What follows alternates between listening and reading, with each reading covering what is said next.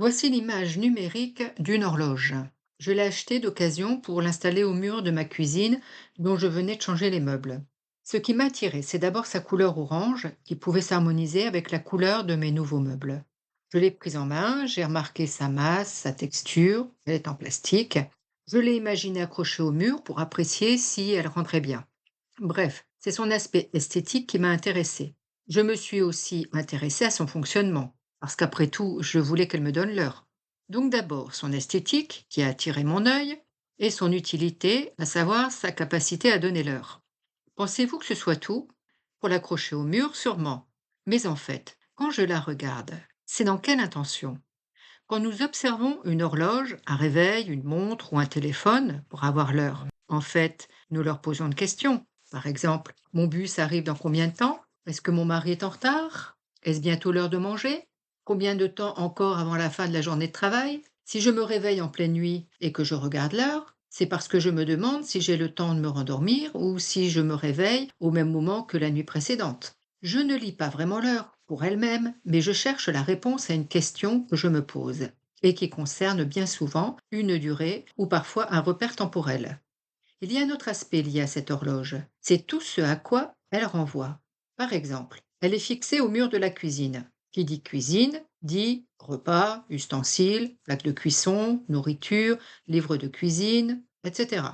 Elle est fixée au mur par un clou, donc je pense aussi au marteau et peut-être encore d'autres choses. Bref, tout un ensemble d'outils, tout un ensemble de renvois auxquels nous pouvons ajouter les êtres humains, ceux qui ont fabriqué l'horloge, ceux qui l'ont vendue, ceux qui l'utilisent, comme moi, à une époque aussi, un temps et un lieu. Cette horloge orange en plastique est vintage.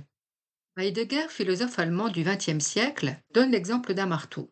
Quand on choisit un marteau, c'est en fonction de l'usage que l'on veut en faire, de sa prise en main, de sa masse, et lui aussi fait l'objet de nombreux renvois. Les clous, les planches, les meubles, les hommes qui l'ont fabriqué, qui l'ont vendu, l'homme qui l'utilisera, c'est-à-dire le menuisier.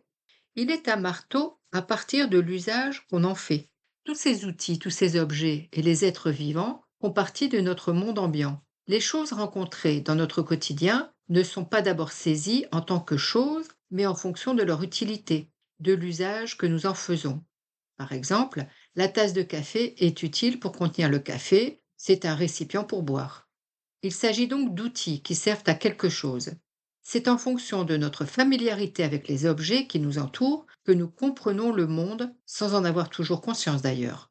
Si je vois un objet, un outil dont je ne connais pas l'utilité, je le regarde vraiment, l'objet lui-même, qui me déroute car je ne vois pas à quoi il sert.